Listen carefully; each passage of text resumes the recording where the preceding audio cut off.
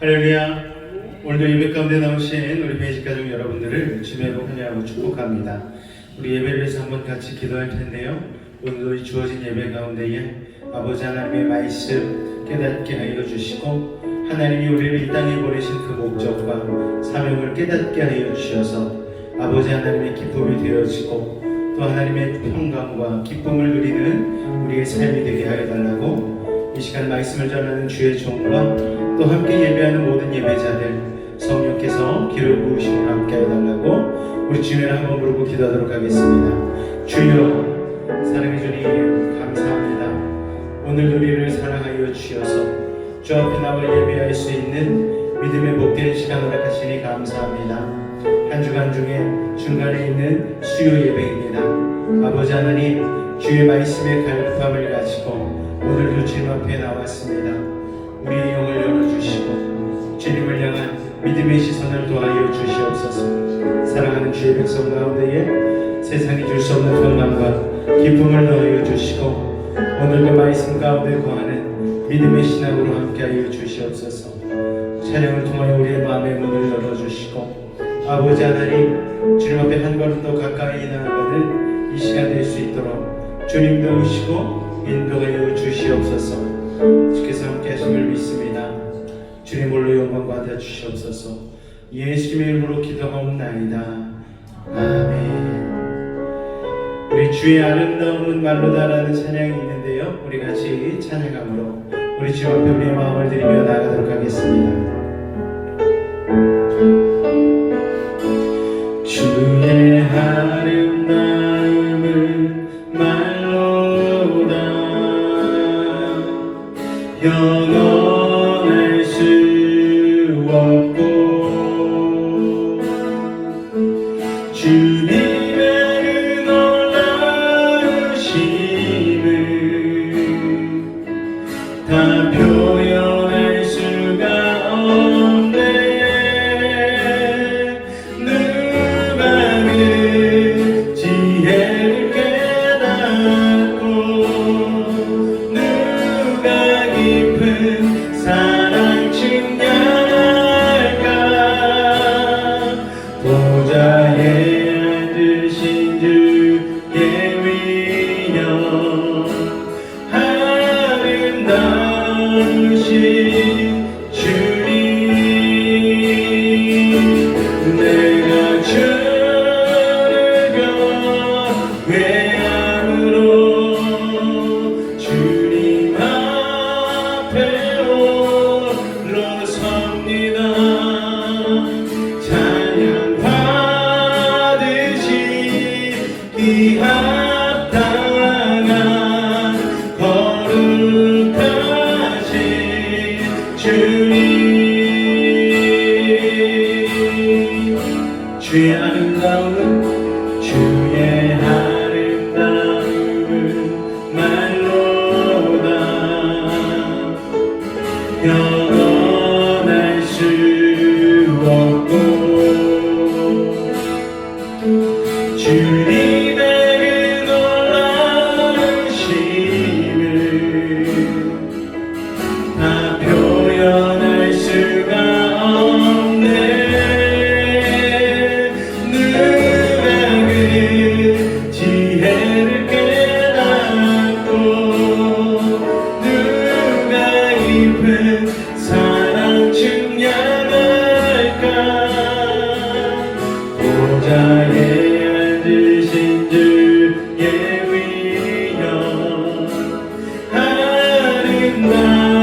아름다우신 주님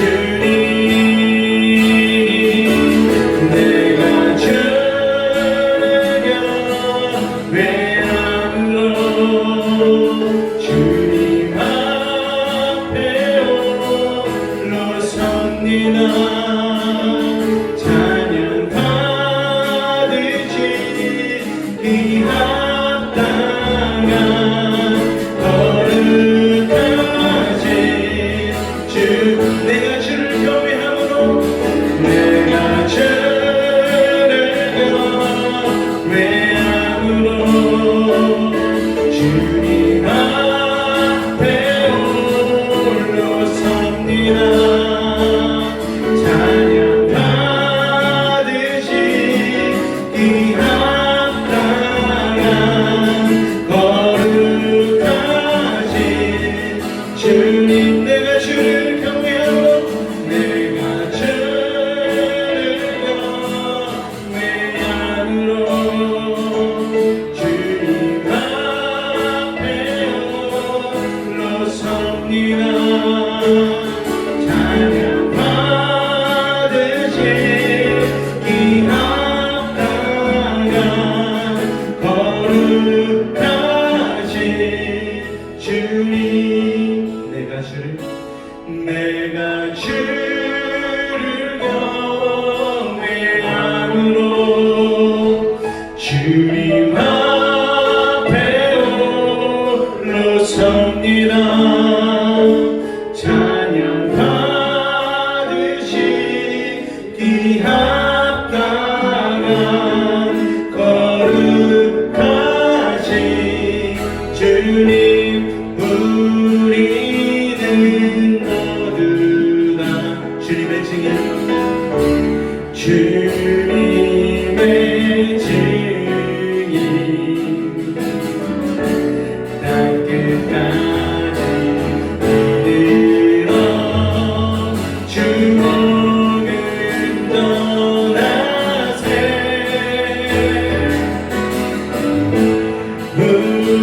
우리는 모두 다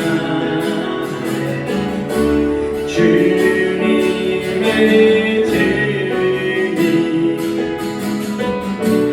땅끝까지 이르러 주복을 전하세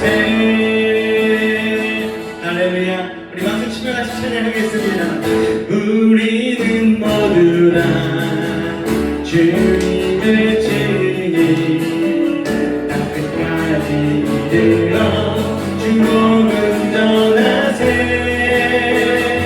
우리는 모두 다 주님의 증인 땅끝까지 이르러 주복은 전하세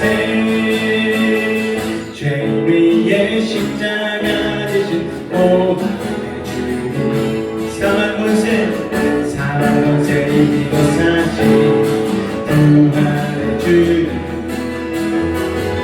다시 오신 약속하신 땅끝까지 이르러 주복은 전하 죄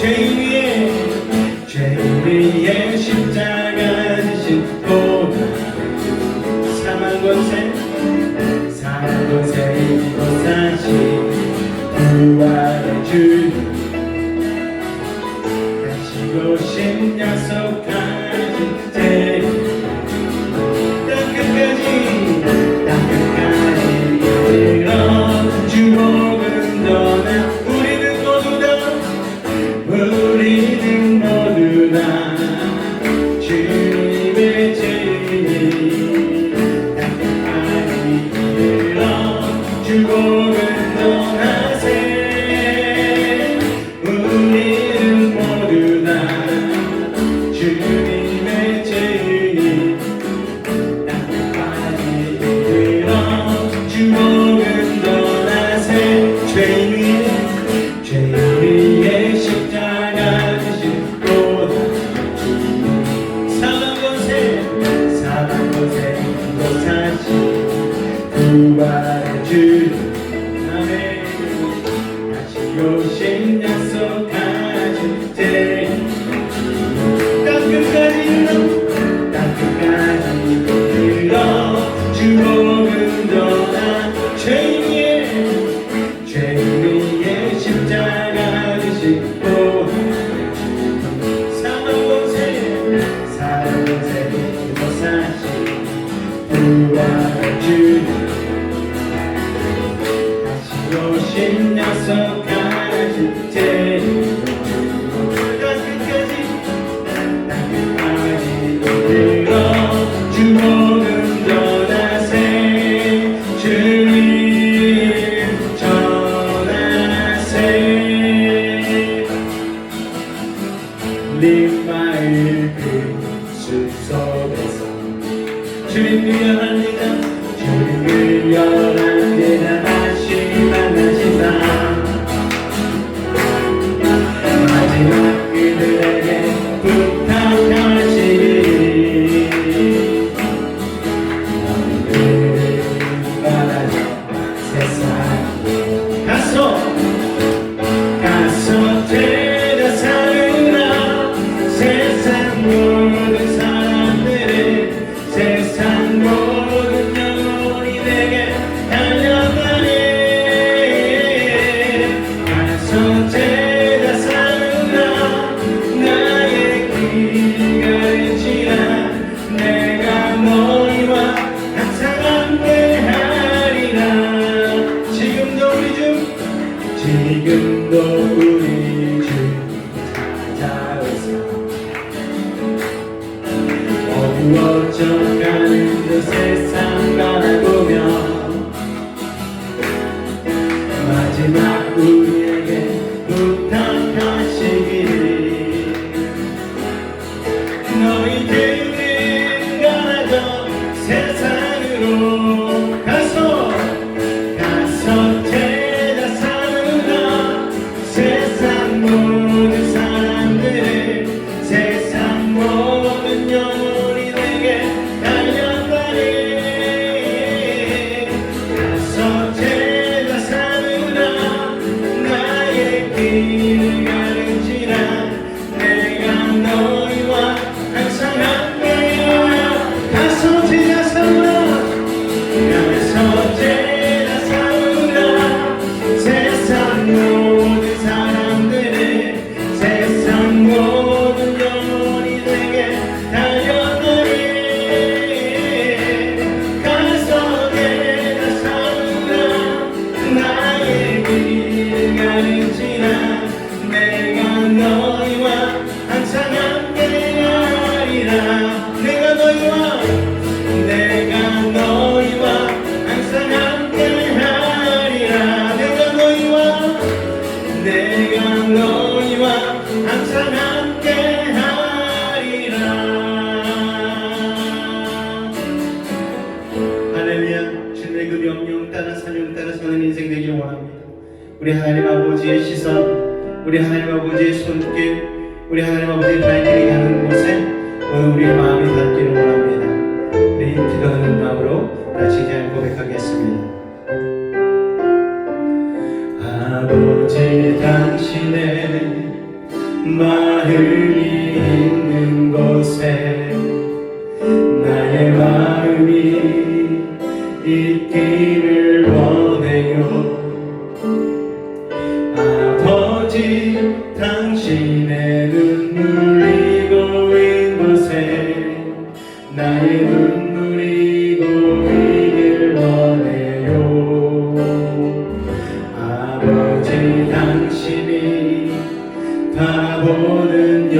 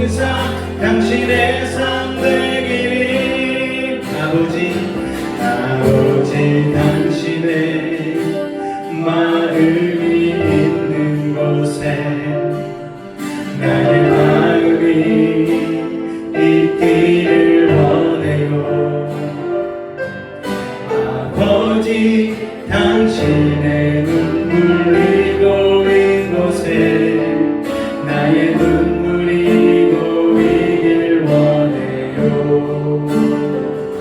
아버지 당신이 바라보는 영혼에게 나의 그 눈이 향하길 원해요. 아버지 당신이 울고 있는 어두운 땅에 나의 두 발이 향하길 원해요. 나의 마음이 아버지의 마음 알아. 내 모든 뜻 아버지의 뜻이 될 수 있기를 나의 온 몸이 아버지의 마음 알아. 내 모든 삶 당신의 삶 되기를 나의 마음이 아버지의 마음 알아. 내 모든 뜻 아버지의 뜻이 될 수 있기를 나의 온 몸이 아버지의 마음 알아.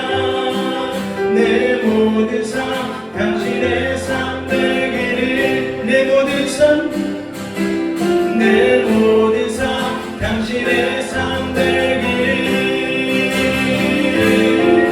내 모든 삶 당신의 삶 되기를. 우리 시간 한번 기도하며 나아갈 때에 하나님 아버지의 시선이 머무는 곳, 하나님의 손길이 가는 곳, 하나님의 발걸음이 닿는 곳에 우리도 주님과 동행하기를 원합니다. 아버지 하나님의 마음 깨달아 아버지 하나님 영혼을 사랑하신 그 마음 따라 우리도 하나님 세상의 많은 이들을 사랑하며 전도하며 섬기며 나아가길 원합니다. 우리가 있는 삶의 자리가 그리 되길 원합니다. 하나님의 나라가 임하기를 원합니다. 오늘 예배를 통하여 성령의 충만함을 받고 주님의 쓰임받는 믿음의 삶이 되게 해달라고 우리 주님을 한번 간절히 부르짖고 기도하겠습니다. 주여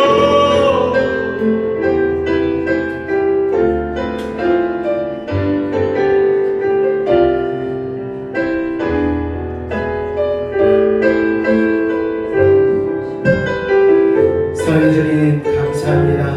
오늘 우리를 사랑하여 주셔서 주님 앞에 나와 예배할 수 있는 아버지 하나님 찬양을 통하여 우리의 마음의 문을 열고 하나님 아버지의 시선이 어디에 머무는지 아버지 하나님의 손길이 어디를 향하는지 아버지 하나님의 발걸음이 어디를 닿는지를 믿음의 눈으로 바라볼 수 있도록 허락하실 줄로 믿습니다. 성령이여 이 시간 세상으로 인하여 굳어진 마음이 있습니까?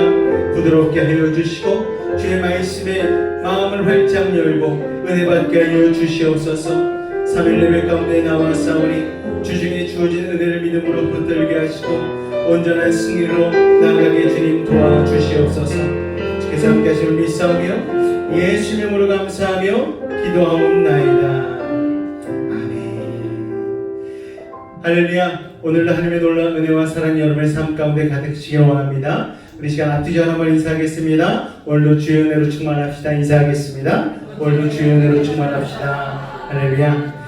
오늘 아침부터 새벽부터 비가 부슬부슬 내리고 이제 봄비가 내리는 것 같은데 또 내일 아침에 또 기온이 좀 떨어진다고 하니까 여러분 환절기 가운데 감기 조심하시고 또 주의 성령으로도 충만하여서 영적인 감기에 걸리지 아니하고 주님 안에서 강건하실 수 있기를 주님으로 축원을 드립니다. 자, 오늘은 전도자의 사명 두 번째 시간입니다. 우리 로마서 12장 2절 말씀 같이 한번 읽도록 하겠습니다. 시작. 너희는 이 세대를 본받지 말고 오직 마음을 새롭게 함으로 변화를 받아 하나님의 선하시고 기뻐하시고 온전하신 뜻이 무엇인지 분별하도록 하라. 아멘. 전도자의 사명. 자, 우리가 지난 주일날 전도를 했죠. 자, 전도를 시작하면 여러분 가장 먼저 부딪히게 되는 것이 무엇인가 하면은 악한 영의 방해입니다. 악한 영은요, 어떻게 해서든지 불신자들이 하나님의 자녀가 되는 것을 막으려고 하죠. 예수님께서 제자들을 전도하러 보내시기 전에 먼저 더러운 귀신을 제어하는 권세를 주신 이유가 바로 그것입니다. 전도하는 자리 가운데 악한 영이 가장 강력하게 역사하기 때문에 너희들 힘으로는 안 된다. 내가 너희에게 나의 권세, 하나님 아버지의 능력을 줄 테니까 그걸 들고 가라. 예수님께서 제자들을 보내시면서 그렇게 그들에게 권세를 주셨습니다. 자, 여러분, 우리가 그러면 어떻게 하면 전도 현장에서 이 마귀와의 영적 전쟁에서 승리할 수 있을까? 우리가 오늘 그것을 좀 같이 나누고 알아보도록 하겠습니다. 자, 그래서 전도와 영적 전쟁에 대해서 우리가 알아볼 텐데요.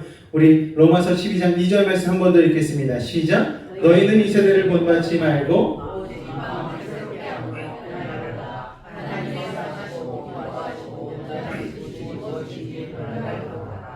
자, 어떻게 하면 마귀와의 영적 전쟁에서 승리할 수 있을까? 우리 첫 번째 같이 읽겠습니다. 시작.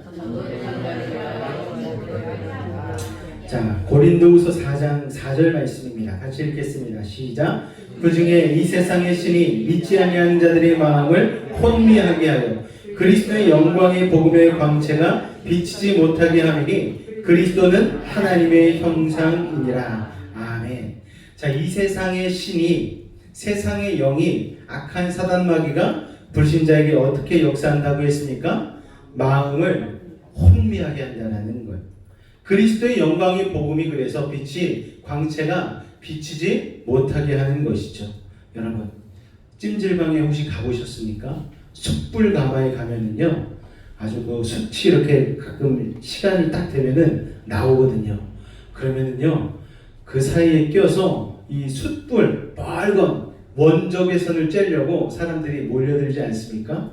이때 조금만 늦으면 자리를 차지할 수가 없습니다. 숯불의 원재거선이 그렇게 빨간 빛으로 쫙 나오는데 아주머니들이 강력하셔요. 그 자리를 비집고 들어가려면 일찍 가서 자리 잡지 않는 이상에는 참 쉽지가 않습니다.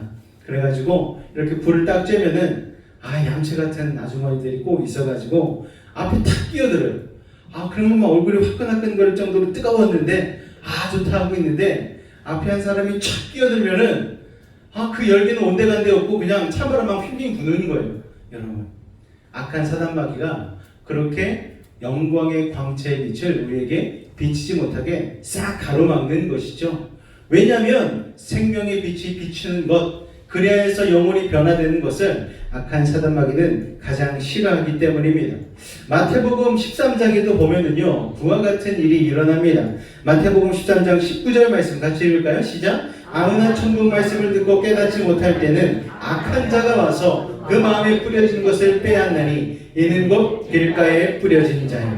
자, 사람들의 마음에서 누가 말씀을 빼앗아 간다? 악한 자, 사탄 마귀가 그 말씀을 빼앗아 간다는 거예요. 어떤 목사님이 한 유명한 가수에게 아무개 가수님, 예수님을 믿었으면 참 좋겠네요. 그 아름다운 목소리로 하나님의 복음도 전하고 그랬으면 얼마나 좋겠습니까? 라고 이렇게 영접하라고 권면을 했습니다. 그랬더니 예수님을 영접하면은 죄를 지을 수가 없지 않느냐, 예수님을 믿게 되면 거룩하게 살아야 되고 깨끗하게 살아야 되지 않느냐. 그랬더니 목사님이 맞지요, 얼마나 거룩하고 깨끗한 삶이 좋습니까? 그랬더니 그분이 이렇게 얘기를 하는 거예요.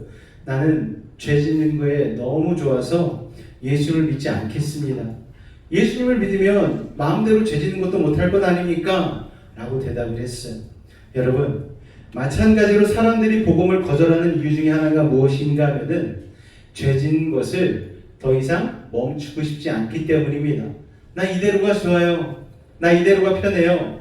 마음껏 죄 짓고 싶고, 마음껏 술 먹고 싶고, 마음껏 담배 피고 싶고, 그런 죄를 내가 거리낌 없이 짓고 싶어요. 이렇게 얘기한다는 것입니다. 죄 짓는 것을 좋아한다는 거예요. 그래서 여러분, 그렇게 죄의 종노릇하게 만드는 게 마귀의 역사 아니겠습니까? 많은 사람들이 중독이 되잖아요. 여러분, 중독이 되어지면 쉽게 헤어나오지 못합니다. 요새 아이들에게는 문제가 되는 게 스마트폰 중독, SNS 중독, 이런 게 문제가 되어지죠. 아이들이 그것 때문에 학업을 성취도가 굉장히 낮아진다고 합니다. 그래서 올해부터 새로운 법이 시행이 되었죠. 수업 시간 중에는 스마트폰을 사용할 수 없다. 만약 사용하게 되어지면 그것에 교사가 제재를 가할 수 있다. 그래가지고 스마트폰을 수업 시간 전에 싹 걷어요. 근데 아이들이 이 중독이 얼마나 심각한가 하면은 공폰을 갖고 온다는 거예요. 아무것도 안 들은 핸드폰을 가져와서 자 스마트폰 제출해 주세요 하면은 그거를 낸대요. 그리고 수업 시간 중에는 자기가 원래 사용하는 폰을 사용한다고 합니다. 저도 이걸 어떻게 알았냐면 저희 아이가 얘기를 해주더라고요. 아이들 중에 가짜 폰을 가져오질 않아, 공기계 폰을 갖고 오지 않아서 선생님한테 손을 들고 선생님 저 집에 잠깐 다녀오겠습니다. 그랬더니 선생님 뭣도 모르고 그래 다녀와라. 그러고서 택시비까지 줘가면서 갔다 오라고 했다는 거예요. 아이가 뭘 갖고 왔느냐 봤더니 공기계를 가져와 가지고 그렇게 제출을 하더라는 것이죠. 이 아이가 너무 심각한 중독이니까 스마트폰을 잠깐 수업 시간에도 떼놓을 수가 없는 거예요. 그러다 보니까 공기계를 안 가져온 게 이 아이에게 너무 스트레스가 되다 보니까 그렇게 해서라도 갔다 오려고 했다라는 것입니다. 여러분, 중독이 그렇게 무섭죠? 여러분, 아이들만 중독이 됩니까? 어른들도 중독이 되어지죠. 어른들도 술에, 알코올에 중독이 되어지고 또 심지어는 더 나아가서 마약에 중독되어지지 않습니까? 알코올 중독도 끊기가 쉽지가 않아요. 알코올 중독자 그런 모임에 가가지고 서로 나는 알코올 중독자입니다 고백하고 나는 이러이러해서 알코올에 자주 접하게 되었고 이거를 내가 먹게 되었습니다. 그래서 중독까지 이르게 되었습니다. 아무리 고백하고 내가 다음부터는 그러지 않겠습니다. 그 클럽에서 아무리 다짐을 해도 다음에 한 달 지나서 또 와보면 제가 그때 그렇게 다짐을 하고 결심을 하고 왔는데 이번 달에 또 음주를 했습니다.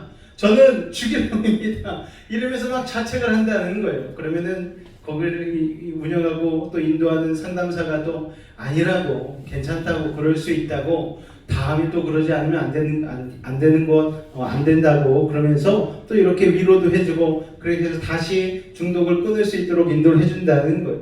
그런데 참 쉽지가 않죠. 예전에 그런 말도 들어보셨을 거예요. 노름을 하는 사람이 자기가 너무 괴로운 거예요. 그래서 내가 이 두 손이 없으면은 이 노름을 안 할 수 있겠다 싶어서 자기 두 손으로 잘라버렸다라는 거예요. 그런데 결국은 어떻습니까? 어느 날 발가락으로 화투패를 쥐고 있는 자신을 보면서 절망했다라는 것이죠. 여러분, 중독 증세가 이렇게 참 심각합니다. 그런데 여러분, 모든 사람들은 다 어느 정도의 중독 증세가 있기 마련이에요. 누구든지 좋아하는 기호가 있고 어떤 것이든지 내가 위로받는 어떤 그런 것들이 있지 않습니까? 그런 것들에 대해서 내가 이 중독을 좀 없애고 싶다 할 때에 가장 좋은 방법은 무엇인가 하면은 선한 중독으로 그것을 바꾸는 것이죠. 금연하시는 분들은 그러더라고요. 금연하기 위해서 금연껌을 씹으시는 분들이 있어요. 그런데 그분이 얘기하기를 나는 금연껌에 중독이 되었습니다 그러더라고요. 그래도 다행이죠. 금연껌에 중독됐으니까. 금연껌을 또 끊기 위해서 또 뭔가를 해야 되겠지만 어쨌든 담배보다는 덜 해로우니까 나은 것 아니겠습니까? 그런데 여러분, 세상 모든 중독을 다 이겨내기 위한 가장 착하고 선하고 좋은 중독은 바로 예수께 중독되는 걸로 여러분 믿으시기 바랍니다. 성령 충만, 성령에 중독되실 수 있기를 주님의 이름으로 축원을 드립니다. 자, 여러분, 그렇게 불신자들이 복음을 듣고도 받아들이지 못하는 것은 마귀가 그들의 마음을 혼미하게 하기 때문이죠. 괜찮다라고 얘기하는 거예요. 악한 영의 역사가 떠나가고 성령께서 마음의 영을 열어주시지 않으면 여러분, 그 누구도 복음을 받아들일 수 없다는 사실을 여러분 기억하시기 바랍니다.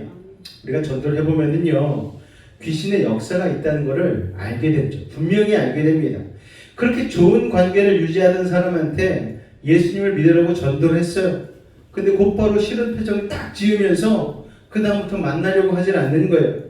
직장에서 전도하면 또 동료들로부터 따돌림을 당할 수도 있습니다. 왜냐? 불신자가 복음을 듣고 구원받는 것을 악한 사단 마귀가 싫어하거든요. 그래서 아까 원적에서 숯불을 쫙 가로막듯이 악한 사단 마귀가 우리의 복음 전하는 그 영광의 광채를 가려버리는 것입니다. 악한 영의 역사가 있다라는 거예요. 그러므로 복음을 전할 때에는 먼저 불신자를 사로잡고 있는 이 악한 영의 역사가 떠나가도록 여러분 중보기도를 하고 전도해야 된다는 것을 여러분 기억하시기 바랍니다. 할렐루야. 자, 전도 현장에서 두 번째 어떻게 하면 승리할 수 있는가? 2번 같이 읽어보겠습니다. 시작. 마귀와 반대 정신이란 무엇인가? 자, 마태복음 5장 말씀입니다. 같이 읽겠습니다. 시작. 너희는 세상의 소금이니 소금이 만일 그 맛을 잃으면 무엇으로 짜게 하리요? 후에는 아무 쓸데없어 다만 밖에 버려져 사람에게 밟힐 뿐이니라. 너희는 세상의 빛이라. 상에 있는 동네가 숨겨지지 못할 것이요. 자, 예수님께서는 제자들을 향해서 너희는 세상의 소금이야, 세상의 빛이야 라고 말씀하셨어요. 그리스도인들이 세상의 소금과 빛으로 살지 않으면 아무리 복음을 유능하게 전해도 결국은 전도할 수가 없습니다. 여러분, 전도는요 유창한 기술이 필요한 게 아니에요. 미련한 것으로 세상에 지혜있는 자들을 변화시키는 것이 복음 전도라는 것을 여러분 기억하시기 바랍니다. 그래서 여러분 걱정하지 마시기 바래요. 아유, 내 이 둔한 입술로 어떻게 예수의 복음을 전할까? 여러분, 사단이 그 생각을 갖다 주는 거예요. 하나님의 복음은 일단 전하기만 하면은 그 뒤에는 하나님이 책임져 주십니다. 그 영을 변화시키고 그 영을 주님 앞으로 데려나오는 그 역할까지는 하나님께서, 성령께서 역사하신다는 사실을 여러분 기억하시기 바랍니다. 자, 그런데 아무리 복음을 유능하게 기술적으로 전해도 전도할 수가 없는데 사람들은, 불신자들은 무엇을 보냐면요, 불신자들은 전도자의 말을 듣기 전에 그들의 삶을 주목한다라는 거예요. 자, 말로는 복음을 외치는데 삶으로는 복음을 부인하는 삶을 살고 있다면 그 복음이 진짜라고 믿을 사람이 누가 있겠습니까? 실상 이 시대 가운데에 전도를 가장 가로막는 것은 악한 사단마귀보다 여러분 바로 하나님 앞에 말씀대로 살지 못하는 우리의 모습이라는 것을 여러분 기억하시기 바랍니다. 아이고, 요새 전도가 잘 안 돼요. 여전히 열심히 전도함에도 불구하고 전도의 열매가 맺혀지지 않는다고 말합니다. 여러분, 그 이유는 복음을 전하는 사람들의 삶이 소금이 되어지지 못하고 빛이 되지 못하기 때문입니다. 여러분, 어느 목사님의 간증을 들은 적이 있어요. 그 목사님은 초등학교 때 열심히 교회를 다녔다고 합니다. 그런데 자기가 다니던 교회에 그 목사님의 아들이 있었는데 그 목사님의 아들이 자기를 놀리더래요. 그래서 마음 먹고 때려줬습니다. 왜냐하면 평소에 이 목사님 아들이, 성도님들이 얼마나 그냥 목사님 아들이니까 맛있는 것도 손에 쥐어주고 뒷머리가 아주 그냥 벗겨질 정도로 쓰다듬어 줬겠어요. 아이고, 네가 목사님 아들이구나. 그러니까 얘가 마음에 심술이 난 거예요. 그래가지고 어느 날 한번 싸울 일이 있었는데 아주 마음 먹고 때려줬다는 거예요. 그런데 그 다음날 그 사모님이 와가지고 학교에서 소동을 벌였어요. 네가 뭔데 우리 아들을 때리느냐. 그러면서 마지막 멘트가 뭐냐, 너 다시는 우리 교회 나오지 마. 이래버렸다라는 거예요. 여러분, 그때 그 학생이 상처를 받았죠. 야, 교회에서 가르치는 건 다 뻥이구나, 다 가짜구나. 예수님의 사랑으로 다 사랑하라고 했는데 내가 고작 목사 아들 때려준 거 그것 가지고 나를 교회 나오지 말라고 해? 예수님은 없는 것이구나, 그렇게 생각했다라는 거예요. 그 후로는 교회에 대하여 좀 노골적으로 반대를 했는데 다행히도 하나님의 은혜로 말미암아 보일 때 다시 전도를 받고 하나님의 은혜로 말미암아 주님을 만나게 됐다라는 거예요. 그리고 결국 신학을 가서 목사가 되었다라는 간증을 하는 것을 들었습니다.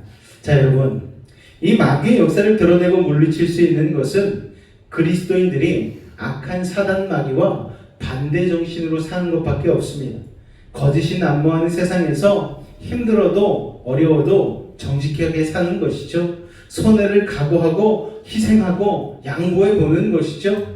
시기와 질투가 판치는 세상에서 용서와 사랑을 실천하고 탐욕과 이기심에 물든 세상에서 나는 지갑을 열고 나누어 주고 베푸는 삶을 사는 것, 이건 참 쉽지 않고 어려운 일입니다. 그러나 아무리 어려워도 세상과 반대 정신으로 살 때에 전도의 길이 열리는 줄 여러분 믿으시기 바랍니다.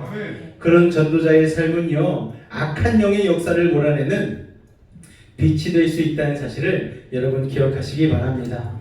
여러분, 소금 먹은 놈이 물들이킨다고 여러분 우리가 그리스도의 사랑을 전하다 보면은요 여러분 특별히 대한민국 사람들은 정이 많지 않습니까?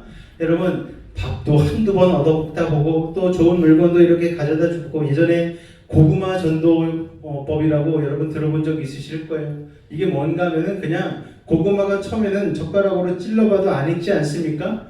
이게 30분 넘게 40분 정도 쪄야 됐는데 처음에 10분 15분 됐을 때 쫙 찔러보면은 찔르다가 중간에 싹 멈추는 거예요. 그것처럼 그냥 한번 가서 넌지시 복음을 전도보는 거죠. 아무개 잘 지냈는가? 그러면서 이거 먹어보게. 그래서 뭐 귤이라도 한 두세 개 손에 딱 쥐어주고 오는 거예요. 아무 말도 안 합니다. 그 다음에 가서 잘 지냈는가? 내가 지나가다가 저기서 찐빵 사는 거 봤는데 자네 생각이 나서 사왔네. 이렇게 찐빵도 주는 거예요. 그러니까 이 받는 사람이 자꾸 미안한 마음이 들잖아요. 아, 자네 자꾸 왜 이러는가? 내가 부담이 되네. 아이, 걱정하지 말게나. 자네가 너무 좋아서 주는 거야. 귤도 사가고 그리고 찐빵도 사가고 다음에는 좋은 반찬 김치도 집에서 담근 거 아내가 맛있게 담근 거 따로 담아다가 자네 이것 좀 한번 먹어봐. 이 김치가 잘 익어서 너무 맛있어. 이러면서 그냥 손에다 쥐어주고 오는 거예요. 그러다가 이 다음에 마음이 어느 정도 노곤노곤해졌다 싶었을 때에 자네 나랑 함께 교회 한번 가보지 않겠는가 한번 얘기해 보는 거죠. 그럼 아유 무슨 교회는 교회인가 나 자네가 너무 좋은데 내가 아직 거기 갈 정도는 아니네. 이렇게 찔러봤을 때 아직 좀 덜 익은 부분이 있는 거예요. 몇 차례 계속 그렇게 계속 좋은 거 사다 주고 맛있는 거 사다 주고 관심을 가지고 좋은 말로 하다가 결국엔 푹 익었을 때에 낚아채는 거죠. 자네 이번 주에 우리 총동원 전도주일인데 같이 한번 교회 가보세. 이렇게 한번 얘기를 하는 거예요. 그랬더니 그분이 여태까지 들킨 게 있으니까 아 이거 거절하기도 뭐하고 그래서 한번 나가본 거예요. 거기까지는 사람의 일이죠. 그 다음에 목사님의 복음 선포가 그 사람의 마음을 열고 하나님께서 그 사람의 구원의 역사로 임하는 것, 여러분 그렇게 해서 전도가 되는 것. 그래서 예전에 고구마 전도법이라고 소개를 받은 적이 있습니다. 여러분 우리가 그렇게 세상과 다른 반대 정신으로 살면서 사랑을 실천하며 나아갈 때에 악한 영을 몰아내고 하나님의 복음이 달려갈 수 있는 길을 열게 되는 줄로 믿으시기 바랍니다. 사과를 살 때 썩은 사과만을 사는 아주머니가 있었다고 합니다. 이 아주머니는 시장에서 사과를 사는데 사과를 살 때마다 항상 남들이 내려놓은 흠이 있는 사과만 골라서 가는 거예요. 그리고 덤도 요구하지 않고 가격도 100원도 깎지 않는 거예요. 그러니까 이 사과를 파시는 아주머니가 야 세상에 이런 사람이 있나? 의아하게 생각할 정도였다고 합니다. 그런데 결국에는 그 사과 행상을 하던 그 아주머니께서 그분을 따라서 교회에 나오게 되셨다는 거예요. 야 저렇게 희생하고 섬기는 저분 옆에 있으면 저분이 믿는 예수님이라면 나도 한번 믿어봐야지. 그렇게 해서 교회를 따라 나오게 됐다라는 거예요. 여러분 전도하기 가장 어려운 곳이 어디라고 생각하십니까?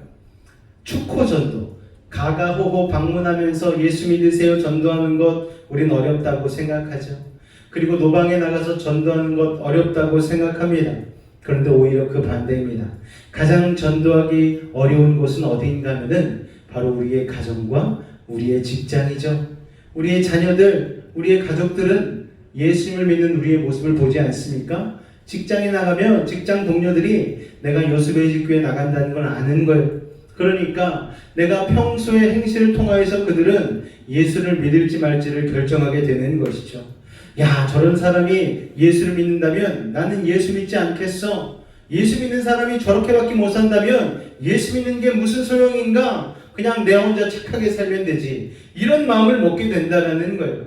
그런데 여러분, 여러분의 가족들이 여러분을 보고 감격을 받고 감화가 되어지면은 여러분 자녀들이 부모의 모습을 보고 나는 다른 건 잘 모르겠는데 우리 부모님이 믿는 예수님은 내가 믿을 수 있을 것 같아.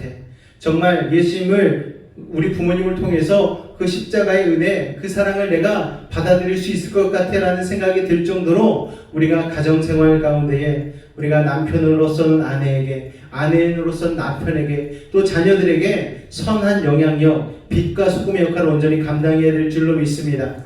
그게 가장 강력한 전도지가 되는 줄로 여러분 믿으시기 바랍니다. 그래서 여러분 우리가 제대로 전도하기 위해서는 무엇이 필요한가 하면은 나는 죽고 예수로 사는 자가 되어야 되는 거예요. 24시간 주님을 바라보는 일이 필요합니다. 그렇게 우리가 주님 안에서 주님을 닮아가게 되어지면 여러분 우리가 가장 어렵게 여겼던 가정과 직장이 우리가 가장 전도하기 좋은 복음의 터전이 된다는 것을 여러분 기억하실 수 있기를 바랍니다. 할렐루야. 여러분의 가정을 그렇게 변화시키기를 원하십니까? 여러분의 직장이 그렇게 되기를 원하세요? 오늘 예수님과 함께 죽고 예수님과 함께 십자가의 능력으로 다시 일어서는 믿음의 사람들 되실 수 있기를 주님의 이름으로 축원을 드립니다. 할렐루야. 자, 전도 현장에서 어떻게 하면 마귀와의 영적 전쟁에서 승리할 수 있는가? 세 번째 같이 읽겠습니다. 시작! 지역을 사로잡고 있는 악한 영과 영적 전쟁을 해야 합니다. 자, 우리는 전도하기 위한 개인 차원의 영적 전쟁뿐만 아니라 지역을 사로잡고 있는 악한 영과의 영적 전쟁에 대해서도 알아야 됩니다. 제가 김해를 놀러 간 적이 있거든요. 김해에 가면은요, 김해 IC를 딱 나와서 가다 보면은 멀리서 금빛으로 막 빛나는 게 있어요. 엄청나게 큰 5층 건물 높이의 불상이 있더라고요. 너무너무 크더라고요.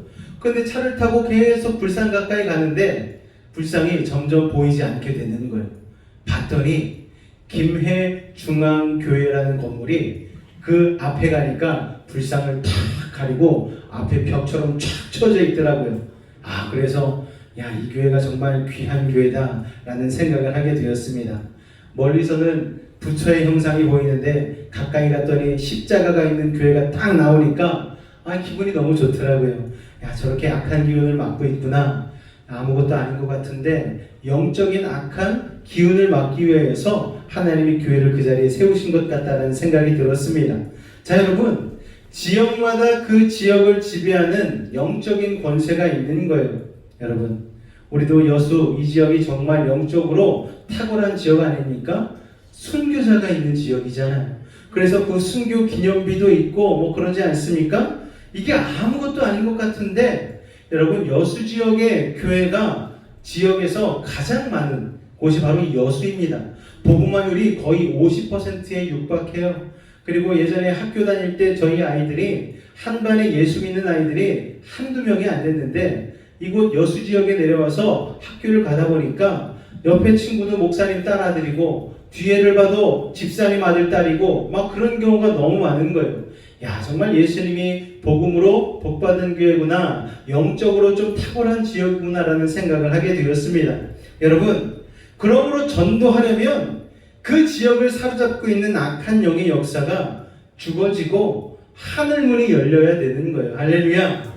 자, 선교사들이 각 지역에 이렇게 나라마다 이렇게 선교사를 나가지 않습니까? 선교사들이 모인 대회가 있어요. 자, 그런데 선교사들이 하는 얘기가 있습니다. 나라마다 그 지배하고 있는 영의 성격들이 다르다라는 거예요. 예를 들자면 일본은 음란의 영이 지배하고 있다고 합니다. 그리고 중국은 탐욕의 영이 지배를 하고 있다고 그래요. 그리고 한국은 분열의 영이 자리를 잡고 있다고 합니다. 이렇게 우리가 언뜻 생각해봐도 그렇다, 그렇겠구나 라는 정말 그런 것 같아 라는 생각이 들지 않습니까? 또 선교사들이 복음을 전해보면 거리가 얼마 되지 않는데도 이상하게 한쪽 도시에는 복음이 너무 잘 전해진다는 거예요. 그런데 경계선만 넘어서 다른 도시에 가서 복음을 전하면은 이상하게 사람들이 강팍하고 복음이 잘 전해지지 않는 것을 경험한다고 합니다. 여러분, 우리나라만 해도 그렇죠. 도시마다 영적인 분위기가 굉장히 다릅니다. 여러분, 전라남북도 지역은요, 그래도 복음이 굉장히 활기차게 움직이고 있는 지역입니다. 그런데 경상남북도만 가도 거기에는 불교가 득세하고 있죠. 여러분, 온갖 참사가 막 일어난 곳도 여러분 경상남북도 지역 아닙니까? 이게 영적인 분위기와 연관이 있다라는 거예요. 여러분, 도시들을 장악하고 있는 영적인 권세가 다르다는 것을 여러분 기억하시기 바랍니다.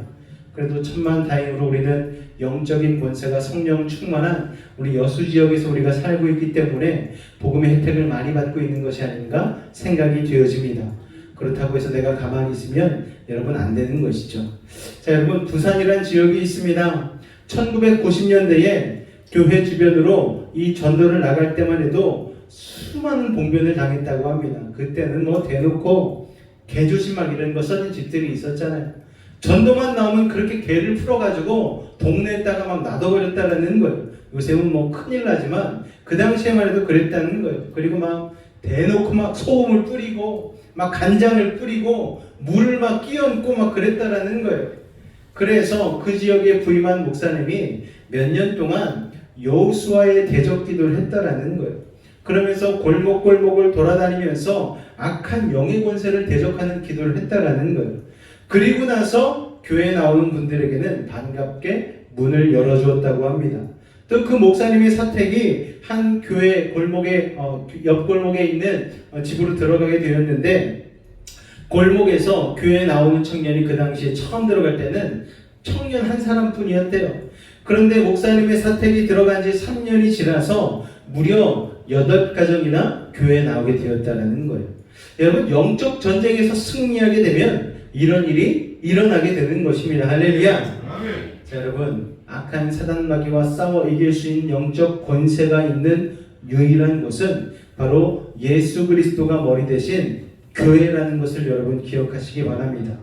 자, 우리나라에는 도시의 지역마다 거의 교회가 다 있잖아요. 십자가가 세워지지 않는 곳이 없습니다. 순천 가다가 돌산 지역 가다가 이렇게 드라이브 하다가 주변을 딱 둘러보면 어딜 가든 교회 하나씩은 꼭 있더라고요. 자, 우리나라 도시와 지역마다 다 교회가 있어요. 그런데 여러분, 그 교회가 그냥 세워진 게 아니더라고요. 여러분, 우리가 보는 그 교회들은 그 지역을 사로잡고 있는, 지옥으로 가고 있는 그런 사람들을 하나님께서 붙잡아 주시고 구원시키기 위하여서 하나님이 그 지역 가운데 파송한 그런 십자가의 능력을 가진 교회라는 것을 여러분 기억하실 수 있기를 바랍니다. 와, 이런 것까지 교회가 있네 라고 생각하지 마시고, 지나가실 때마다 십자가가 보일 때마다 하나님, 저 십자가의 보혈의 능력이 이 지역 가운데 역사하게 하여 주옵소서. 예수 믿지 않는 영혼들이 질매품으로 돌아오는 기가 막힌 역사가 저 교회로 인하여 일어나게 해달라고 여러분 중보하면서 십자가를 보실 때마다 기도해 주시기를 바랍니다. 할렐루야. 자, 그렇게 그런 교회들이 복음의 역할을 감당할 수 있도록 하는 것도 참 중요한데, 제일 중요한 것은 무엇인가 하면은 바로 나도 선교사라는 것을 기억하는 것이죠. 여러분, 우리 모두는 선교사라는 것을 기억해야 됩니다. 어떤 선교사인가? 우리 옆분에게 한번 이렇게 인사할까요? 당신은 한국의 선교사입니다. 이렇게 인사하겠습니다. 시작! 당신은 한국의 선교사입니다. 이러면 상당히 부담 느끼실 수도 있어요. 내가 선교사 하면은 막 순교도 해야 되고 희생도 해야 되고 이게 어려운 것 아닌가 생각할 수 있지만, 여러분, 그건 우리의 생각이고, 우리 모두는 예수 믿는 그 순간 하나님이 선교사로 보냄받은 사람이라는 것을 여러분 기억하실 수 있기를 바랍니다. 다니엘서 12장 3절 말씀에 이런 말씀이 있어요. 같이 한번 읽겠습니다. 시작!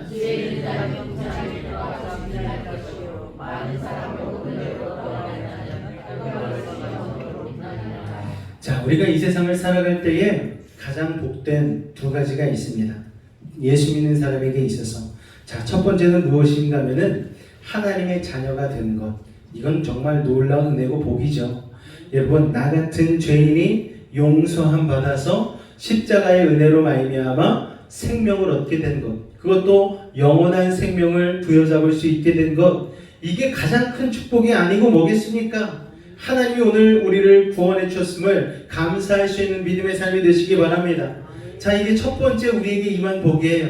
자, 두 번째 복은 무엇인가 하면은 우리가 하나님께 복음 증거하며 사는 삶으로 부름받았다라는 것입니다. 여러분, 왜냐하면 복음은 사람들을 구원하여 하나님의 자녀가 되게 하는 하나님의 능력이기 때문입니다. 자, 여러분, 그렇다면 어떻게 하면 이 복된 자의 자리에 거할 수 있을까요? 우리가 몇 가지 살펴봤으면 좋겠습니다. 첫 번째 같이 읽습니다. 시작! 자, 목적지가 다른 두 사람은 결국 헤어지기 마련입니다. 예전에 서울에서 기차를 타고 가다 보면 여러분, 경상도와 전라도로 나눠지는 시점이 있어요. 거기가 조치원이라는 역이었습니다. 근데 저희 어머니가 장흥을 가야 돼요. 광주 갔다가 장흥으로 가야 되는데 기차를 잘못 타셨어요. 그래가지고서 조치원 지나서 그 다음에 전라도 쪽으로 가야 되는데 이게 부산 쪽으로 열차가 가는 거예요. 그래가지고서는 제가 어렸을 때니까 제 손을 붙잡고 그 열차를 다시 이렇게 뒤집어 타가지고 다시 왔다가 조치원에서 다시 갈아타가지고 이렇게 가는데 정말 고생을 많이 했던 게 기억이 나더라고요. 그럴 때 저희 또 둘째 누나는 또 거기에서 그냥 엄마 손을 안 잡고 있다가 그냥 놓쳐가지고서 또 둘째 누나를 잊어버려가지고서 거기에서 막 나중에 만나가지고 막 쥐어가김을 당하면서 너는 도대체 뭐하고 있었냐, 엄마 따라와야지 길 안 잊어버리지 막 이러면서 혼내셨던 그 기억이 제가 얼핏 납니다. 여러분, 같은 길로 가야 되는데 다른 길로 가면은 그런 일들이 일어나는 거죠. 여러분, 목적지가 다른 두 사람은 결국 헤어지기 마련 아니겠습니까? 예수님과 우리의 관계도 마찬가지예요. 예수님과 헤어지는 일은 없다라는 이 생각이 든다면 예수님의 목적과 나의 목적이 같은지를 한번 점검해 볼 필요가 있는 것이죠. 자, 많은 그리스도인들이요, 여러분, 하나님이 주신 선물에는 정말 관심이 많습니다. 하나님, 내 자녀가 잘 되게 해주세요. 우리 남편 직장 잘 되게 해주세요. 그리고 물질로 어려움 당하고 있는데 잘 풀리게 해주세요. 내 건강이 안 좋은데 하나님, 내 건강 좀 건강하게 해주세요. 그런데 예수님은 만나는 사람들마다 가장 먼저 우선순위로 이야기하신 게 무엇입니까? 내 죄사함을 받았노라. 여러분, 안질맹이에게도 중풍병자에게도 가장 먼저 하신 말씀이 내 죄사함을 받았느니라. 이런 말씀을 먼저 하셨어요. 왜냐하면 예수님은요, 우리의 육신보다 우리의 영혼에 관심이 있기 때문입니다. 그래서 예수님은 우리도 육신보다 영혼에 관심을 갖기 원하시는 거예요. 여러분, 예수님의 삶의 목적이 우리의 목적과 일치해야 되는 거예요. 그래야지만 우리가 전도에 눈이 열리게 되는 것입니다. 십자가에 달려 피 흘리시고 죽으셨던 예수님은 온통 지옥으로 가는 영혼들에 대한 생각뿐이었어요. 내가 어떻게라도 한 영혼이라도 더 하나님의 품으로 인도해야 되는데 이 생각밖에 없으셨어요. 그래서 당장 막 중풍병에 걸리고 눈 멀고 뭐 그런 사람들 향해서도 일단 너희들이 고통받고 죽기 전에 내가 영혼을 먼저 살려야 되겠다. 그래 놓고서는 죄 사함을 주는 것입니다. 여러분, 예수님은 지옥에 갈 영혼을 구원하시기 위해서 십자가에 죽으셨죠. 그냥 단순히 우리가 복받고 물질적으로 부유해지고 내 건강이 회복되어지고 그런 것 때문에 예수님이 십자가에 달려 죽으신 게 아닙니다.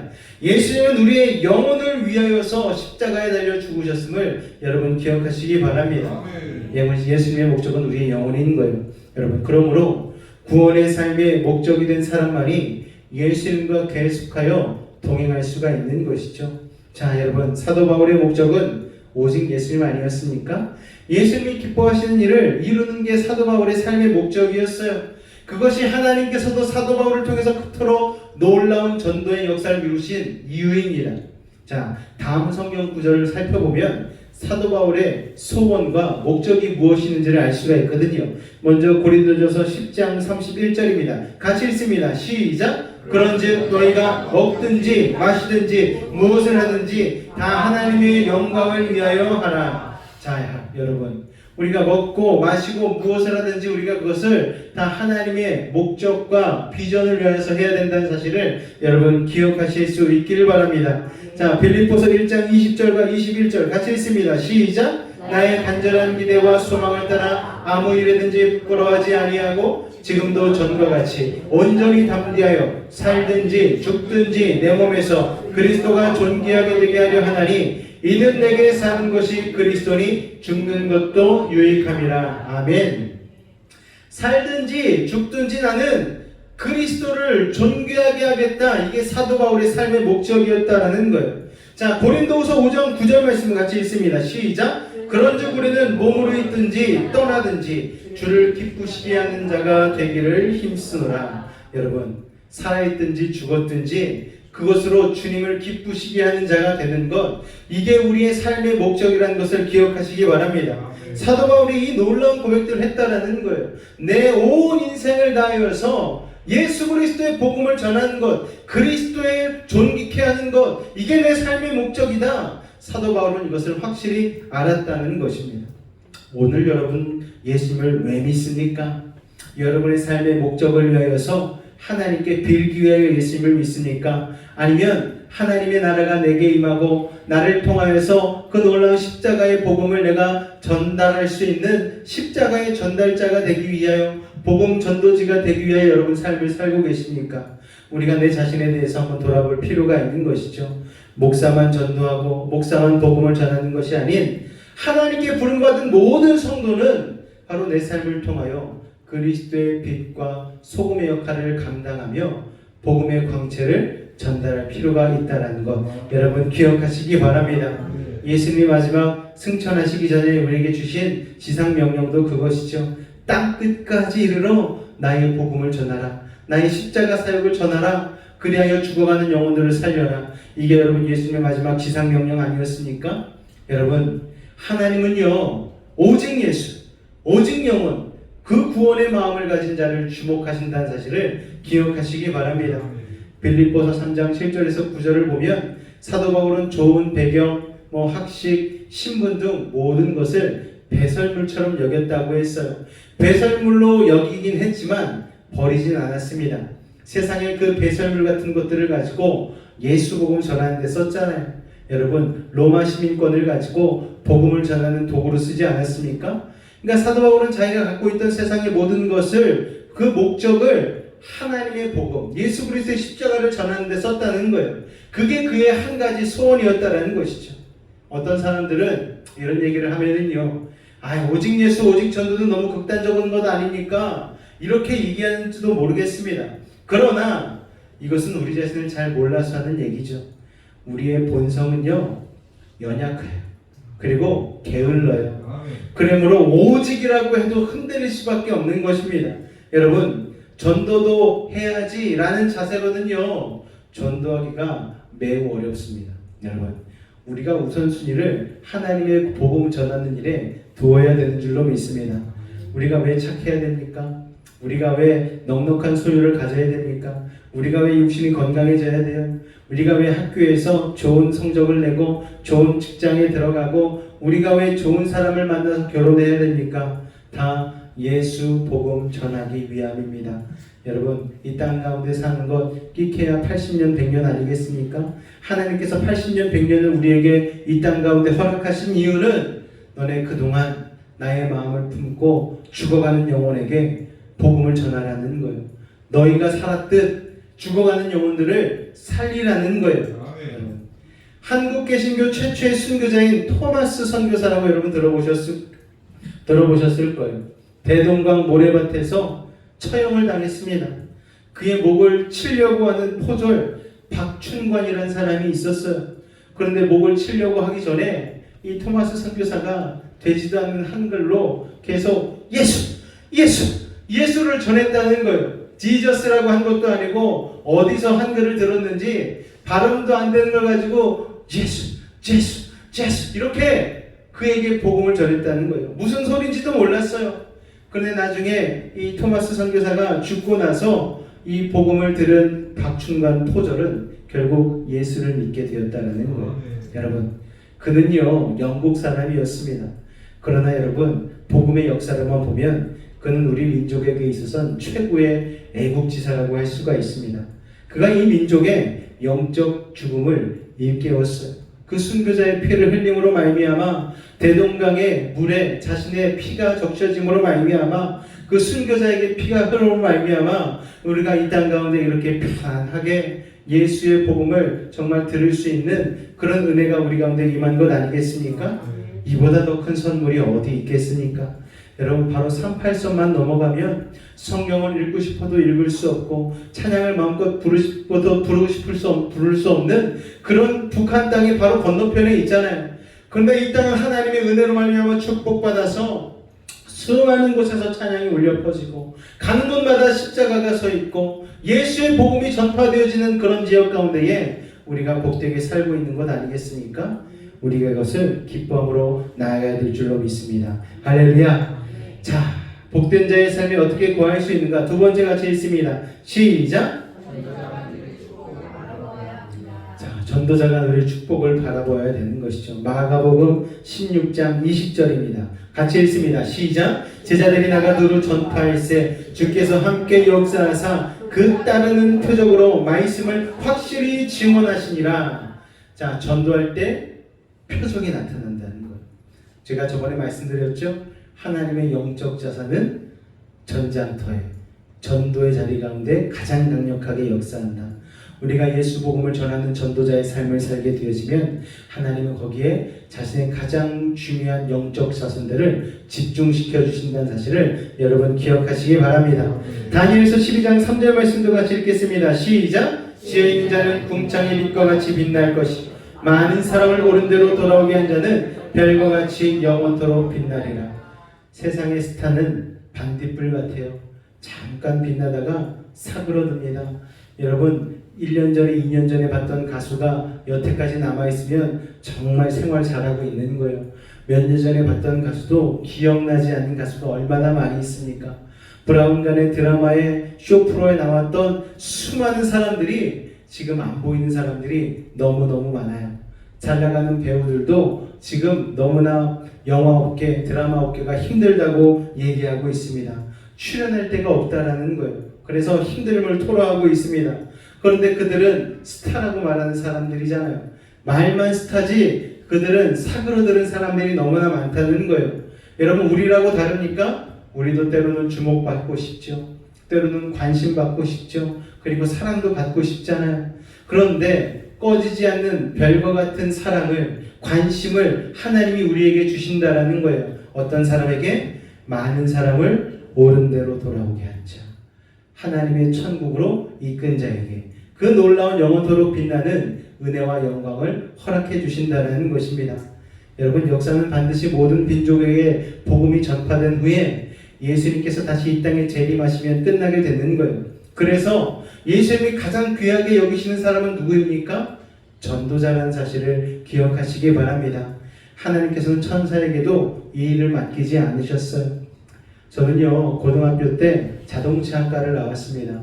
고등학교 3학년 때에 1학기 끝나고서 2학기 되기 전에 원서를 주더라고요. 반에서 몇 등 안에 드는 아이들은 이 원서 가지고 지원해라. 그래서 그 당시에 삼성자동차가 생길 때인데 삼성자동차를 지원했습니다. 그러고 나서 합격을 했어요. 합격을 하니까 얼마나 기쁩니까? 뭐 집에서도 부모님들이 너무 좋아하셨죠. 그런데 갑자기 대학 입시철이 되어서 제가 마음을 돌변했습니다. 아버지, 저 신학교 가겠습니다. 그렇게 얘기를 했더니 아버지 표정이 안 좋으신 거예요. 그래도 저희 아버지가 참 이상하게도 말리지는 않았어요, 저를. 그래서 신학교 가게 되었습니다. 신학교 가서 힘들 때가 있었죠. 아무래도 신학생으로 살다 보니 돈 벌 일은 없지 않겠습니까? 신학교 4년 동안 그리고 졸업하고 나서 대학교 2년 반 3년 다닐 때 동안 벌이가 없었어요. 그런데 신학교 졸업하고 나서 제가 또 금방 장가를 가지 않았겠습니까? 26에 장가를 갔는데 도대체 그때는 무슨 생각으로 장가를 갔는지 모르겠어요. 직업도 없어요. 뭐 저희 아내도 마땅한 직업이 있었던 게 아니에요. 그런데 그냥 우리 결혼하자. 그래서는 아무 생각 없이 결혼을 했어요.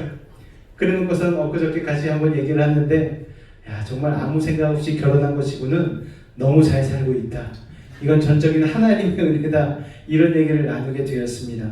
여러분 그러면서 하는 얘기가 내가 그때 마냥 신학교로 가지 않고 삼성자동차를 갔다라면 내 인생이 어땠을까? 제가 생각을 해봤어요. 상상을 해봤어요. 그랬더니 아무리 생각해봐도 제가 살아있을 것 같지 않은 거예요. 살아있다 하더라도 지극히 타락한 모습으로 남들처럼 흥청망청하고 좋은 차 타고 다니는 것, 좋은 집 사는 것에 혈안이 되어서 살고 있지 않을까. 그렇다면 나 같은 버러지 같은 인생 하나님께서 어떻게 붙잡아 주셔가지고 예수 믿게 하시고 신학교로 부르시고 목사 되게 하시고 이렇게 부족하고 연약하지만 복음을 전하게 하신 것 이게 나에게는 최고의 영광이로구나, 최고의 상급이로구나 라는 생각을 하게 되었습니다. 여러분, 목사만 그럴까요? 그렇지 않습니다. 여러분의 인생 가운데도 하나님이 여러분에게 주신 수많은 것들이 있겠죠. 그 모든 것들을 가지고 하나님께 영광 돌리는 믿음의 삶을 사시기 바랍니다. 그럴 때 우리는 진짜 보람을 느끼게 돼 있는 거예요. 아, 하나님, 이 삶을 위하여서 나를 이렇게 부르셨군요. 이 삶을 위하여서 여수 이 자리로 부르시고 나를 이런 직업으로, 이런 모습으로, 이런 형태로 불러주셔서 하나님 나를 사용하고 계시는군요. 하나님 나를 사용하시기 위해서 여수베이직교회 직분자로 세우시고 이렇게 일을 하게 하셨군요. 여러분이 이것을 깨달으실 때에 하나님이 주시는 진정한 만족과 행복과 기쁨을 누리게 될 줄로 믿습니다. 전도자가 제일 귀한 거예요. 그래서 하나님께서는요, 이게 얼마나 귀한 일인지 그 능력 많은 천사에게도 이 일을 맡기지 않으셨어요. 오직 복음을 전할 수 있는 이 일은 하나님께서 예수 믿는 저와 여러분들에게 맡겨주셨습니다. 여러분, 세상에서 성공하고 명예나 권세를 얻는 것보다 더 귀한 일이 전도자가 되는 거예요. 예수 복음 전하는 일입니다. 여러분 마음 가운데 아직 그런가 물음표가 그려진다면 여러분 느낌표가 되실 수 있기를 주명으로 축원을 드립니다. 맞아, 전도지. 나도 예수님께 살 수 없었던 인생이었는데, 저주받은 인생, 진노의 자녀였는데 나 같은 죄인이 용서함 받아서 이렇게 주님 앞에 복음을 전하는 전도자로 살 수 있게 된 것 너무나 기쁘다, 너무나 행복하다. 여러분, 이런 참된 보람을 여러분의 삶 가운데 느끼실 수 있기를 주명으로 축원을 드립니다. 믿음이 좋은 연대장 부인이 있었어요. 이분은요, 처음부터 신앙생활을 한 사람이 아닙니다. 남편이 장교 시절에 자신을 끈질기게 전도한 지휘관 부인이 있었어요. 그런데 이제 군대는 계급사회다 보니까 상사의 부인이 전도를 하니까 싫으나 좋으나 가야 되는 거예요.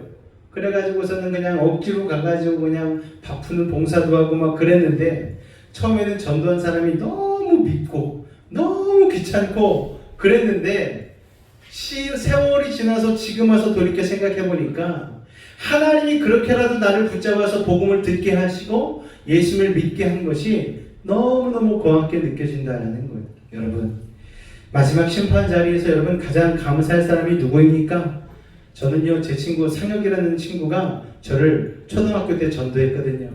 저는요, 아침이면 그렇게 왜 이렇게 주일학교 갈 시간에 만화가 재밌는 게 많이 하는지 그냥 너무너무 재밌는 만화가 많았어요. 근데 그때마다 친구가 와가지고 경원아 교회 가자 그래가지고 맨날 저를 끌고 갔어요. 그래가지고 뭐 1년에 한 두세 번 교회를 갔습니다. 그러다가 중학교 때부터 본격적으로 교회를 가기 시작했죠. 그 친구가 저를 전도해서 저는 교회에 열심히 다니게 되었고 교회에서 임원도 하고 열심히 생활하다가 지금 여기까지 이르게 되었습니다. 그래서 예수님 심판대 앞에 갔을 때 가장 감사할 친구 이름이 바로 그 상혁이라는 친구예요. 예수님, 저 친구가 저를 전도해서 제가 목사까지 돼가지고 여수베이직교회 목회까지 하고 하나님 그렇게 영광된 삶을 살다가 왔습니다. 하나님 저 친구 면류관 꼭 주셔야 돼요. 그렇게 얘기해야 될 친구입니다. 자, 여러분, 전도를 하다 보면 전도 대상자가 우리를 싫어할 수 있어요. 그러나 그때 여러분 상상하시기 바랍니다. 천국 문 앞에 갔을 때는 저 사람이 나에게 가장 감사할 사람이다. 그 마음을 가지고 여러분 전도하실 수 있기를 바랍니다. 천국에 가면 그보다 감사할 일이 없는 거예요. 그러나 한두 번 그냥 부정적인 반응에 전도를 포기한다면 마지막 때에 이를 갈며 우리를 욕하겠죠. 왜 그때 나 끝까지 붙잡지 않았어? 왜 그때 나 끝까지 교회로 데려가지 않았어? 그때 데려갔으면 내가 천국문 앞에 심판대 앞에 섰을 때에 내가 이런 일을 갖는 일이 없잖아. 왜 그때 나를 붙잡지 않았어? 여러분, 이런 원망 듣지 않으실 수 있기를 바랍니다. 그때 왜 좀 더 나를 강권하지 않았나요? 김지사님, 정권사님, 왜 나를 강권하지 않았습니까? 여보, 왜 나를 그때 더 붙잡지 않았어? 몰랐지. 나는 치맛자락 붙잡으면 천국 가는 줄 알았어. 자기만 새벽 예배 일찍 가고 난 누워있어도 나중에 자기 치맛자락 붙잡고 갈 줄 알았지. 내가 이럴 줄 알았나? 여러분, 그때 가서 소용없습니다. 여러분, 지금 있을 때 예수 복음 전하고 여러분 주위에 여러분과 친한 사람들, 여러분과 가까이 있는 사람들에게 복음을 전할 수 있는 끈질기게 전할 수 있는 전도자가 되실 수 있기를 주님의 이름으로 축원을 드립니다. 자, 어떻게 하면 복된 자의 자리를 구할 수 있는가? 세 번째 마지막으로 읽습니다. 시작. 사도행전 1장 8절 말씀 같이 읽습니다. 시작. 오직 성령이 너희에게 임하시면 너희가 권능을 받고 예루살렘과 온 유대와 사마리아와 땅끝까지 이르러 내 증인이 되리라 하시니라. 자, 이 말씀에서 너희는 이 말씀을 직접 들었던 제자들만을 말씀하는 게 아니라는 사실을 우리가 꼭 알아야 됩니다. 예수님을 믿는 모든 사람들에게 예수님이 하신 말씀이에요. 여러분, 모든 그리스도인이 열방을 향해 보냄을 받은 것은 아니지만 우리 모두는요, 예수님을 증거하는 선교사로 부름받았습니다. 여러분, 이것을 기억하셔야 됩니다. 예수님, 저는 선교사도 아니었고 전도자도 아니었는데 왜 저에게 그 책임을 물으시나요? 아니야. 내가 너 선교사로 불렀어. 너희 가정에, 너희의 직장에, 너희 학교에, 너희의 삶의 터전 가운데에 너를 선교사로 불렀는데 왜 너는 자꾸만 아니라고 하느냐? 여러분, 이 책망을 들으시지 마시길 바랍니다. 우리가 좋든 싫든 우리는 선교사인 거예요. 그리고 한국 땅에 부름받은 한국의 선교사입니다. 선교비를 교회에서 지원해주는 선교사가 있는가 하면 우리는 자비량 선교사죠. 선교만 전념하는 선교사가 있는가 하면 우리는 일과 직업을 가진 전문 선교사입니다. 피부색, 언어가 다른 나라에 파송되는 선교사가 있는가 하면 똑같은 외모와 같은 언어를 쓰는 친한 사람들에게 파송된 선교사라는 것을 여러분 기억하실 수 있기를 바랍니다. 우리는 한국에 파송된 선교사이고 가정과 이웃에 파견된 선교사이고 직장과 학교에 파송된 선교사이고 여러분 우리의 삶의 걸음이 닿는 곳마다 우리가 파송된 선교사라는 사실을 여러분 기억하시기 바랍니다. 직장이 선교지라는 인식을 못하는 분들이 많아요. 학교가 내 선교지라는 인식을 못하는 젊은 세대가 있습니다. 여러분, 직장이 선교지라고 생각하면 사람들과 관계를 잘 맺는 것도 경영진들이 보기에 일을 열심히 하는 것도 선교라는 것을 알게 되는 것이죠. 자, 한국 교회 초기에 감동적인 전도 일화가 있습니다. 경동제일교회라는 아주 오래된 서울의 교회가 있어요. 엄영수라는 분이 있습니다. 이 영수라는 것은 이름이 아니고 직책이에요. 오늘날의 장로에 해당하는 직책입니다. 예배당도 관리하고 교회를 위해서 평생 수고하는 직책인데 그분의 진짜 직업이 뭐였냐면은 왕손을 모시는 마부였어요. 하루는 왕손을 이렇게 모시고서 지방으로 여행을 가는 길에 이 마부가, 엄영수 마부가 이 도련님에게 이렇게 전도를 했습니다. 나으리, 예수 좀 믿으시죠? 전도를 했어요. 그러니까 왕손이 이 사람에게 묻는 거예요. 아니, 네가 예수를 믿느냐? 예, 그렇사옵니다. 한 3년 정도 되었사옵니다. 저는 예수를 믿고 나서 마음이 너무 편하고 너무 기쁩니다. 이 말을 들었더니 왕손이 마부에게 빈정거리며 묻는 거예요. 예수님을 믿으면 너 같은 상놈이 양반이라도 된다더냐? 이 질문을 듣는 순간 이 엄영수 마부가 이렇게 대답을 했다고 합니다. 나으리, 예수 믿는 도리는 그게 아닙니다. 제가 양반이 되기 위해 예수 믿는 게 아니고 바로 이 마부 노릇을 잘하기 위해 예수님을 믿는 것이지요. 이렇게 대답을 했다라는 거예요. 이 말이 왕손의 마음에 깊은 감동을 주었고 결국 이 왕손은 나중에 이 교회의 담임 목사가 되었다고 합니다. 여러분, 놀라운 전도의 역사 아닙니까 여러분? 우리가 예수님을 믿으라고 전도할 때 여러분 우리의 말의 능력이 어디에 있습니까? 우리의 삶에 있는 것이죠. 여러분, 단순히 내가 그냥 돈이 많고 출세하고 내 자녀가 잘 되었으니 예수님을 믿어라 이게 아니고 내 삶으로 진정성을 가지고 사람들에게 전도할 때에 사람들이 저 사람이 믿는 예수라면 나도 한번 믿어봐야 되겠다. 이런 삶을 사실 수 있는 우리 베이직 가족들 되셨으면 좋겠습니다. 이 세대가 참으로 마음 아픈 것은 무엇입니까? 예수 믿는다는 많은 사람들이 사람들 앞에 빛과 소금의 역할을 잃어버리는 거예요. 그냥 거리에 버려져서 밟혀지는 일들이 일어나고 있기 때문에 복음의 길이 자꾸만 막히는 일들이 있는데 여러분, 그런 걸 보고 기죽지 마시기 바랍니다. 하나님 오늘 여러분 한 사람 한 사람을 통해서 일하시는 줄로 믿습니다. 그런 거 보고 기죽지 마시고 그래 나라도 예수님 믿는 믿음으로 잘 살아야지. 말씀대로 살아서 내가 빛과 소금의 역할을 잘 감당해야지.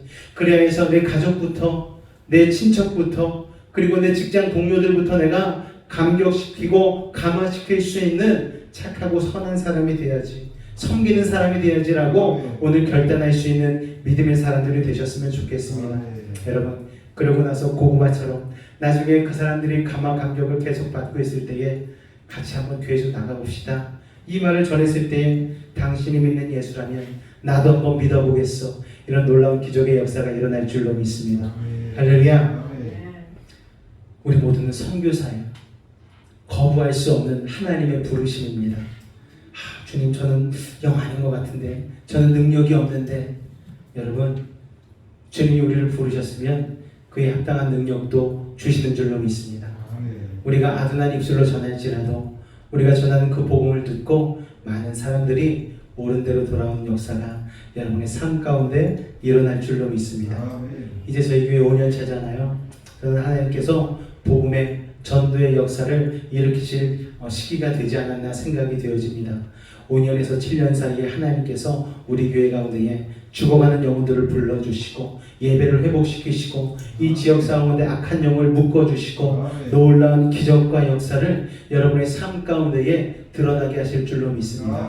그것을 기대하면서 전도자의 삶을 기쁘게 살아내시고 보람된 인생, 행복한 인생을 사는 우리 베이직 가족 되실 수 있기를 주님의 이름으로 축원을 드립니다. 할렐루야. 우리 하나님 아버지의 마음이 있는 곳에 우리 아까 찬양을 불렀었는데요. 우리가 전도자가 되기 위해서는 이런 마음을 품어야 될 줄로 믿습니다. 우리 같이 찬양하고 우리 잠깐 결단의 기도를 하는 시간을 갖도록 하겠습니다. 아버지, 당신의 마음이 있는 곳에 나의 마음이 있기를 원해요. 아버지, 당신의 눈물이 고인 곳에 나의 눈물이 고이길 원해요. 아버지, 당신이 바라보는 영혼에게 나의 두 눈이 향하길 원해요. 아버지, 당신이 울고 있는 어두운 땅에 나의 두 발이 향하길 원해요. 나의 마음이 아버지의 마음을 알아. 내 모든 뜻 아버지의 뜻이 될 수 있기를 나의 온몸이 아버지의 마음을 알아. 내 모든 삶 당신의 삶 되기를. 우리 하나님 아버지의 마음이 있는 곳은 죽어가는 영혼인 줄로 믿습니다. 우리의 마음도 하나님 아버지의 마음을 닮아 그 영혼을 향하기를 원합니다. 우리 한 번 더 고백하겠습니다.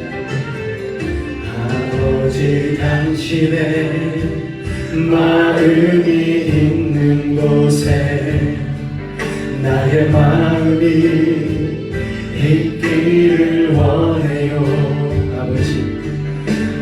아버지, 당신의 눈물이 고인 곳에 나의 눈물이 고이길 원해요. 아버지, 당신이 바라보는 영혼에게 나의 두 눈이 향하길 원해요. 아버지, 당신이 울고 있는 어두운 땅에 나의 두 발이 향하길 원해요.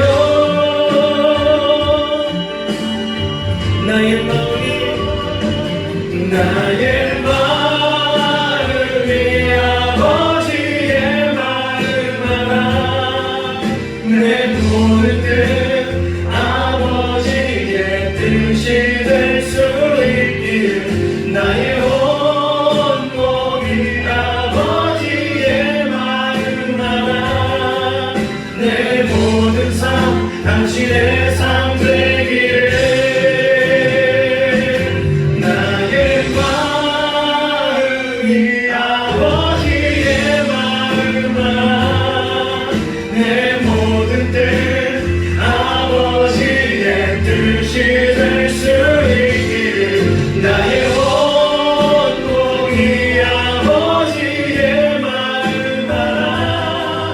내 모든 삶 당신의 삶 되기를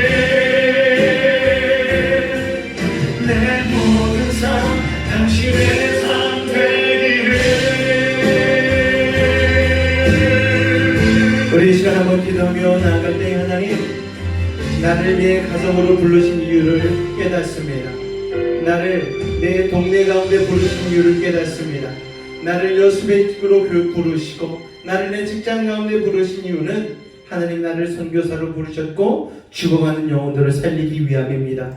내가 먼저 구원받는 은혜를 더하여 주셨으니 내가 받은 구원의 은혜를 이제 죽어가는 영혼들을 위해서 흘려보낼 수 있는 선교사의 사명을 감당케 하여 달라고 우리 주님을 한번 간절히 부르짖고 기도하겠습니다. 주여 사랑의 주님 우리를 구원하여 주시고 십자가의 사랑으로 아버지 하나님 죄악 가운데 저주 가운데 죽음 가운데서 살려주시사 다시 한번 아버지 천국 바라보며 살아갈 수 있는 천국 소망의 인생으로 나오게 하신 주님의 그 은혜에 아버지 하나님 참으로 감사를 드립니다. 또 하나님 우리를 하나님의 복음을 전할 수 있는 선교사로 부르셨습니다. 우리의 가정 가운데에 아버지로 어머니로 자녀로 부르시고 우리의 직장 가운데에 가축책으로 부르시고 아버지 하나님 동네 가운데에 하나님을 사랑하는 사람으로 부르신 이유는 바로 우리가 이 지역사회 가운데에 선교사로의 사명을 감당하라는 주님의 명령인 줄로 믿습니다. 우리가 하나님 이것을 잃어버리고 아버지 세상의 것에만 급급하여 살고 있지는 않습니까? 나 혼자의 삶만 살기 위하여 아버지 하나님 몸부림치고 있는 것은 아닙니까? 아버지 하나님 우리에게 주신 그 소명과 비전은 아버지 하나님 너무나 큰 것인데 우리 너무나 작은 삶을 살고 있지는 않습니까? 아버지 깨닫게 하여 주시옵소서. 우리는 한국의 선교사입니다. 우리는 여수 지역으로 보내진 한국의 선교사입니다. 내 가정 가운데로 보낸 아버지 하나님의 선교사입니다. 나의 직장 가운데로 파송된 믿음의 선교사입니다. 우리가 이 영적인 깨달음을 얻게 하여 주시옵소서. 그리하고 아버지 하나님 이 깨달음을 얻고 우리가 전도의 사명 감당하며 나아갈 때에 우리가 이때까지 맛보지 못하였던 하늘의 기쁨을 하늘의 상급을 누릴 수 있는 믿음의 삶이 되는 줄로 믿습니다. 우리에게 하나님 용기와 지혜를 더하여 주시옵소서.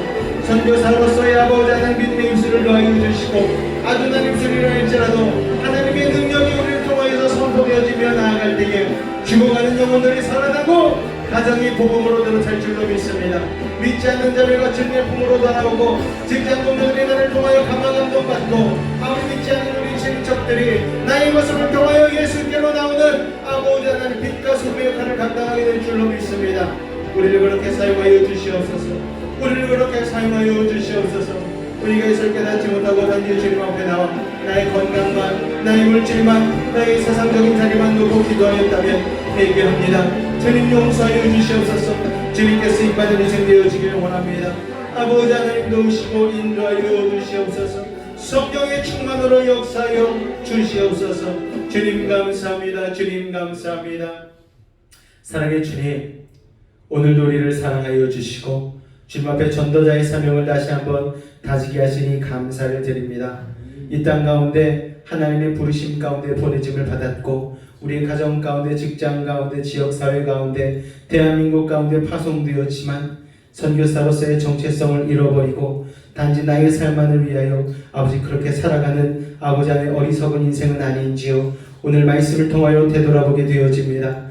나의 삶을 통하여 빛과 소금의 역할을 감당케 도와주시고 예수 그리스도의 복음의 영광의 광채를 많은 이들에게 비추며 살아갈 수 있는 복음 전도자의 삶을 살아가게 하여 주시옵소서.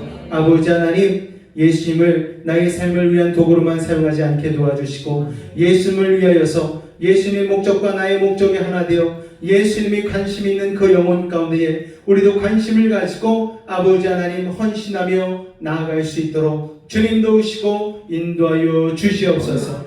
그러나 하나님 우리의 삶에 여러 가지 문제가 있습니다. 기도의 제목들이 있습니다. 자녀를 위하여 직장을 위하여 수많은 아버지 물질적인 문제 건강을 놓고 또 내 영혼의 상처를 놓고 기도하는 영혼들이 있습니다. 아버지 하나님 그 가운데서 하나님의 비전을 깨닫고 모든 상처와 아픔을 딛고 그것을 하나님 거침돌이 아닌 디딤돌로 밟고 일어나 하나님의 비전을 향하여 날아올 수 있는 믿음의 사람들 될 수 있도록 아버지 하나님 이 시간 성령의 기름을 부어 주시옵소서. 나사렛 예수님으로 명하노니 모든 연약한 것들은 강건해질지어다. 마음의 상처, 두려움, 슬픔, 걱정 사라지게 하시고 오늘 하나님의 담대함과 하나님의 지혜와 하나님의 용기를 온전히 얻게 하여 주옵소서. 병든 몸 아픈 곳에 믿음을 가지고 선 얹었으니 아버지 하나님 이 시간 치료의 강선 바라여 주옵소서. 우리의 모든 자유함을 얻었습니다. 우리 육신은 강건해졌습니다. 우리 환경은 형통해졌습니다. 이제부터 전도자의 삶을 살겠습니다.